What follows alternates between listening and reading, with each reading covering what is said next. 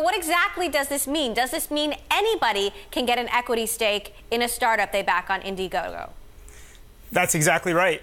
So we launched in January 2008, and now we're very excited to this week announce that we're entering into equity crowdfunding. When we came up with the idea in 2006, we actually wanted to do equity crowdfunding right away, but we learned about the rules that go all the way back to 1933 that really stopped us. And today we are able to launch something that changes that.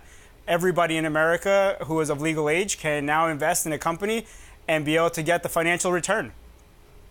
So, Indiegogo was made possible in part by the Jobs Act, which of course came into effect under the Obama administration. What sort of policies do you expect from Donald Trump when it comes to entrepreneurs and small businesses?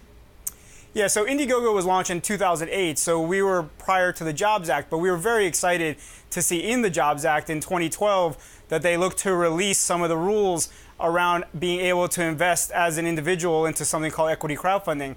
So now it's 4 years later in 2016, it's finally live. In terms of what we can see in terms of limitations, it seems like in the Trump market now, some of the financial institutions have had a bump because I believe they think that there's going to be some loosening of regulations beyond the interest rate pieces.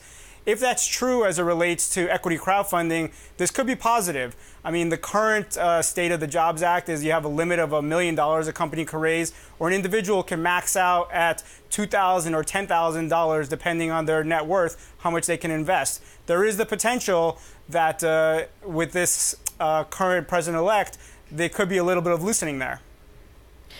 Now, going through your numbers, you say that roughly 23% of backers have supported more than one campaign, which means that the majority of backers are supporting just one campaign. What does that say to you? Does that say that investors are really doing this as a one-off, or that people really want to get into this as a career that they would like to repeat? Right. So to date, no one has actually been able to invest until this week. So the stat you're referring to is in relation to a perks-based campaign where individuals are funding because they know the person, they want the product, or they want to participate in the movement. This is going to be a very exciting time. Most of America, over 98% of America, are not accredited investors, meaning they don't have $1 million of net worth, they don't make $250,000 of salary. So this is really opening up the market to most of America, over 98% of them, to now be able to invest in their local neighbor, into the local coffee shop, or into that interesting movie that they want to fund. So, as you mentioned, there's some variety in the kinds of businesses that are started on Indiegogo. Since 2008, what are the most popular kinds of businesses, and do you see certain trends sort of consolidating around certain verticals?